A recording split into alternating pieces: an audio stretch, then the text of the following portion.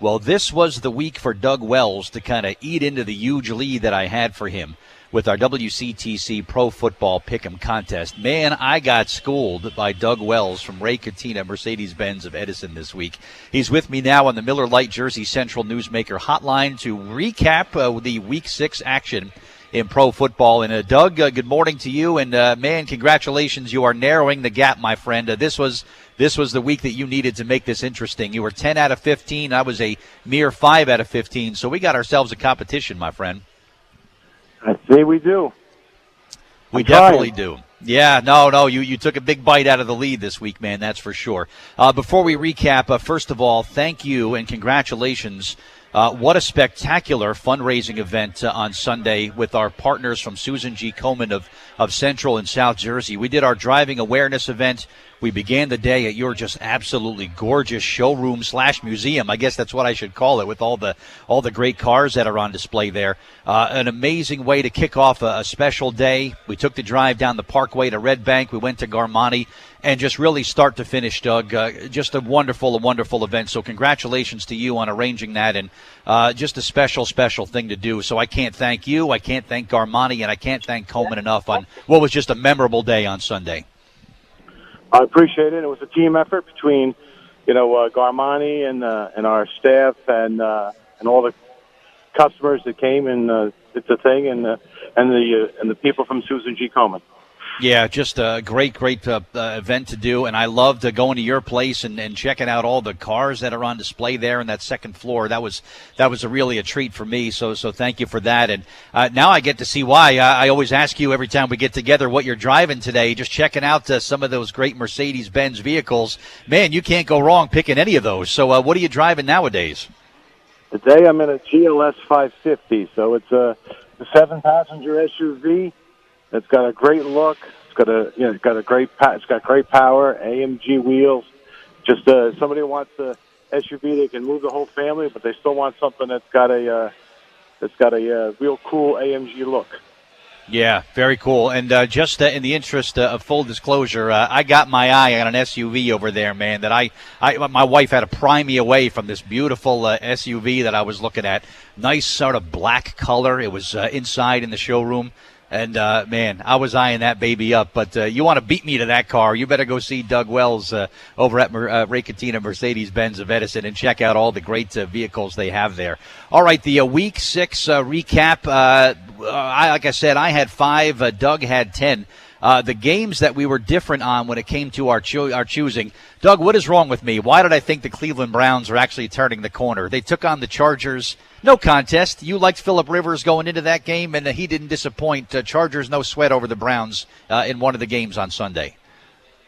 Yeah, I think the Chargers just had too many weapons. And, Cleveland, I think, is still, they're a good team. They're a growing team. But, I just figured that we're going to have a tough time against Phillip Rivers. Yeah, and you look at the Chargers' losses. They only lost to the Rams, who still haven't lost, and they only lost to Kansas City, who lost their first game this past weekend. So they're a good team to watch out for going forward. You had the Houston Texans over Buffalo. Why would I think Buffalo would win a road game? The Houston Texans aren't that bad. A close game. You had Houston in that game. Maybe they're going to kind of turn the corner too, the Houston Texans? They have a lot of power, but they've lost a bunch of games that everybody thought that they probably would have won, and it just Houston either shows up or they fail at the tail end of the game. Yeah. So I'll see what I'm going to pick for them in the game coming up next week. You also had the Baltimore Ravens going into Tennessee and beating the Titans. I thought Tennessee was going to put up a little bit better showing, but that Baltimore defense, that was reminiscent of the days of Ray Lewis and when they had those great defenses on that Baltimore Ravens team. Just a beatdown. They went into Nashville and just and shut down that Tennessee offense. You like that Baltimore defense, Doug? Is that what made you want to pick them? Yeah, I think Baltimore's got one of the best defenses out there, and I think after the week before them losing, I figured that they were going to really come to play. Yeah, and they certainly did. The other game that you had was Jacksonville at Dallas. My cat rule kind of working against me, taking the cat teams. They lost at Jacksonville going into Dallas. Blake Bortles, not his best day, that's for sure. You like Dallas. Ezekiel Elliott, big day for him on Sunday against the Jags, and they might be the team. If anybody can kind of get it turned around in that NFC East, then maybe Dallas is the team that's going to get things going there. And I also, the reason I picked Dallas was their owner wasn't very happy with their play lately. And he has a way of saying certain things that kind of inspire their team. And I figured they were going to show up last week. And they certainly did. And it's kind of an interesting thing in Dallas where the owner is also the general manager who makes the personnel decisions. So if you play for the Cowboys, it's a good idea to get things turned around. And the other game that you had, Doug, that I did not have, and this was an instant classic, this Sunday night game in New England. Boy, was that a fun football game to watch. And just like we had predicted, the last team with the ball was going to win. It was going to be a high-scoring affair.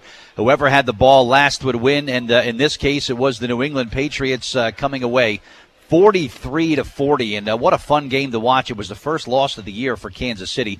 See, this is bad for the Chiefs, Doug, for a couple of reasons. Number one, their undefeated season now is gone. But, boy, now if these two teams meet in the playoffs, and it certainly looks like they will, it could even be for the AFC Championship. First tiebreaker, if they have the same record, it's head-to-head, and New England has that win over Kansas City. So not only a tough regular season loss, but this is one that could carry into the postseason where if they play head-to-head, the game is played in Foxborough, and that's going to be very tough for Kansas City. But the undefeated run is over for Kansas City. This could be the start of big things for the Patriots. What do you think? I think so. The Patriots are starting to gel. And I still think that they made a few mistakes that hurt them. I think that the game could have been won by more.